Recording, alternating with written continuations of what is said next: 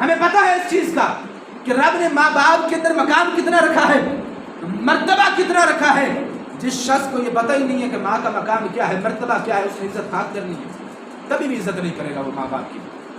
میں نے ساروں کو اندر نہیں ملایا، جنہوں نے دنیاوی تعلیم حاصل کی ان میں سے 90% ایسے ہیں جو عزت نہیں کرتے، بالکل اس میں کوئی شک و شبہ نہیں ہے۔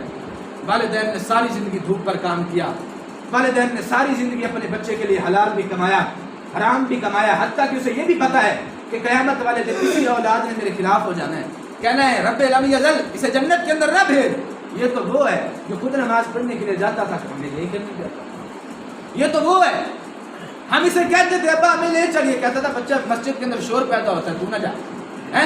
خود تو اس نے تہجد پڑھی، خود تو اس نے قرآن پاک کی تلاوت کی، لیکن کبھی بھی اس نے ہمارا ہاتھ پکڑ کر بھی کہا آجو بھی نماز کی طرف نماز پڑھنے چلیں۔ میرے آقا کریم صلی اللہ علیہ وسلم کی حدیث سماعت فرما لیں، اس کے بعد فیصلہ آپ کے ہاتھ کے اندر ہے کہ فیصلہ آپ لوگوں نے کیا کرنا ہے۔ پھر حضور صلی اللہ علیہ وسلم فرماتے ہیں کہ قیامت کا دن ہوگا، نفس نفسی کا عالم ہوگا، اب سارے بندوں سے حساب لیا جائے گا۔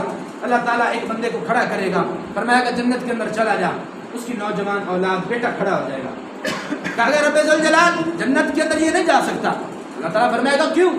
یا اللہ یہ میرا باپ ہے، یہ مجھے جوئے سے روکتا تھا، غصے ہوتا تھا میں رک جاتا تھا، میں اسے پانی نہیں لا کر دیتا تھا، یہ غصے ہوتا تھا میں پانی لا کر دیتا تھا، یعنی کہ دنیاوی باتیں، میں سکول نہیں گیا جاتا تھا تو یہ مجھے ڈانٹ کر دیتا تھا، بیٹا سکول جاؤ، تم سکول کیوں نہیں جا رہے، تم اپنے سبق کے اندر کامیاب نہیں ہو رہے، تم اپنے امتحان کے اندر کامیاب نہیں ہو رہے، میں ساری باتیں اپنے باپ کی مانتا رہا۔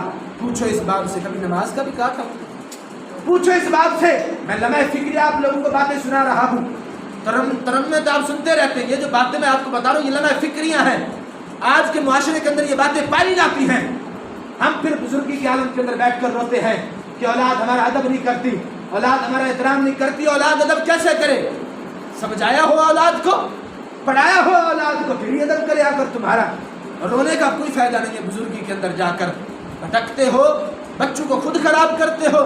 اب بچہ پیدا ہوتا ہے، آپ مجھے یہ بتائیں، آپ پنجابی لوگ بیٹھے ہیں، اگر آپ بچے کو پنجابی سکھائیں گے تو وہ پنجابی سیکھے گا کہ اردو سیکھ جائے گا؟ بہرحال پنجابی سیکھے گا۔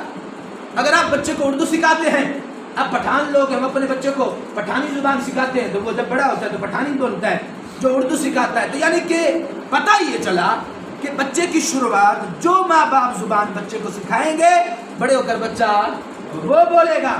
اگر دنیا کے اندر رہ کر تم نے اسے تعلیم دی سکول کی، مدرسے کے پاس اسے بھٹکنے نہ دیا، مسجد کی طرف اس کا رخ نہ کیا، قرآن کے پاس وہ آیا نہیں، حضور کی حدیث اس نے پڑھی نہیں، جب اس نے پڑھی نہیں حضور کی حدیث تو وہ بڑے ہو کر انگلش تو بولے گا، بڑے ہو کر دنیاوی تعلیم نے جو اسے سکھایا ہے وہ تو کرے گا، لیکن والدین کا ادب نہیں کرے گا اور قرآن پاک کبھی پاس ہی نہیں جائے گا۔